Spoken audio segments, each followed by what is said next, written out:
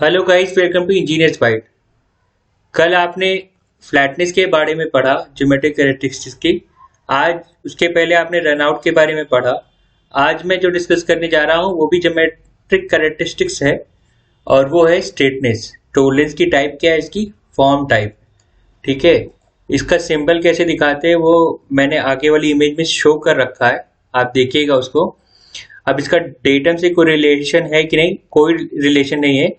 MMC और LMC applicable होता है, हाँ एप्लीकेबल होता है, लेकिन वो एक्सिस स्टेटमेंट में एप्लीकेबल होता है। ड्राइंग कॉल आउट कैसा है उसको भी दिखा रखा मैंने। ठीक है, तो ज्यादा समय ना लेते हुए मैं सीधे टॉपिक पर आता हूँ। स्ट्रेटनेस क्या होती है? बेसिकली दो डिफरेंट फंक्शन होते हैं।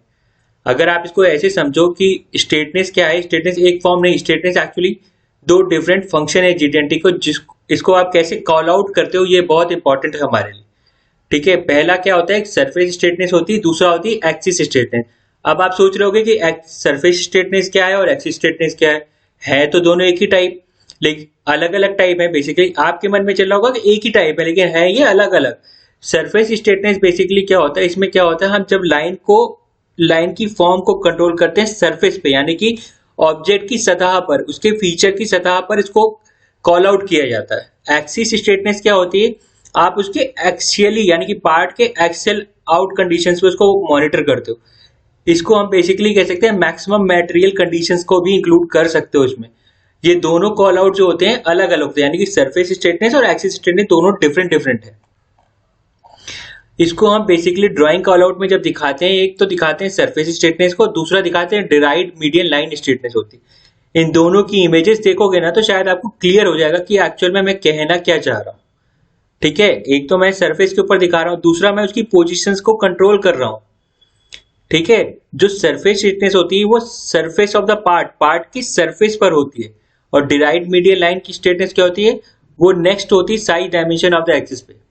अब इसकी डिस्क्रिप्शन थोड़ी सी डिस्कस करूंगा, ठीक है, आपको और ज्यादा क्लियर होगा इसके बारे में। सरफेस स्ट्रेटनेस क्या होता है, एक टू डायमेंशनल टोलरेंस होती है जो इंश्योर करती है पार्ट जो है यूनिफॉर्म होता है अक्रॉस सरफेस और फीचर, यानी कि सरफेस का जो फीचर है वो यूनिफॉर्म रहेगा, मतलब वो पूरा का पूरा एक बराबर रहेगा।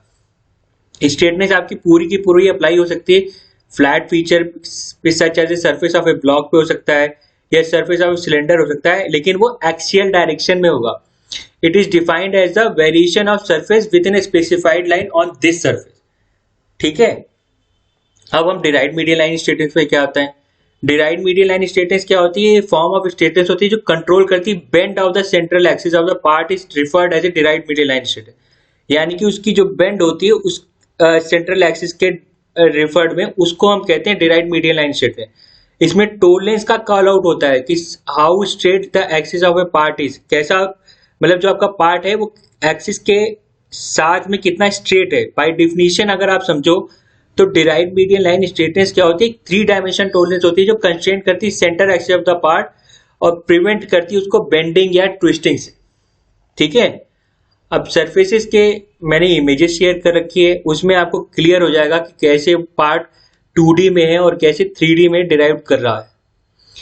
अब इसमें क्या होता है, ये काफी लंबा टॉपिक है, इसमें बेसिकली एमएमसी मॉडिफायर्स के भी काम आता है, इसमें बोनस टोलरेंसेस होती हैं। ये आगे मैं जब आपको एमएमसी डिफाइन करूंगा तो उसके साथ आपको इसके बारे में और डीपली बता दूंगा कि बेसिकली आपका स्ट्रेटनेस होती क्या है। ये एक थोड़ा सा लंबा टॉपिक है, अभी मैंने आपको नो हाउ दे दिया कि मतलब बेसिकली आप स्ट्रेटनेस को कैसे कंसीडर कर सकते हो, मतलब ड्राइंग में भी कॉल आउट कैसे कर सकते हो और प्रैक्टिकली भी कैसे कॉल आउट कर सकते हो। होप सो आपको ये टॉपिक पसंद आया होगा। आज के लिए इतना ही काफी है, कल मैं एक और नए टॉपिक के साथ आऊंगा। Thank you.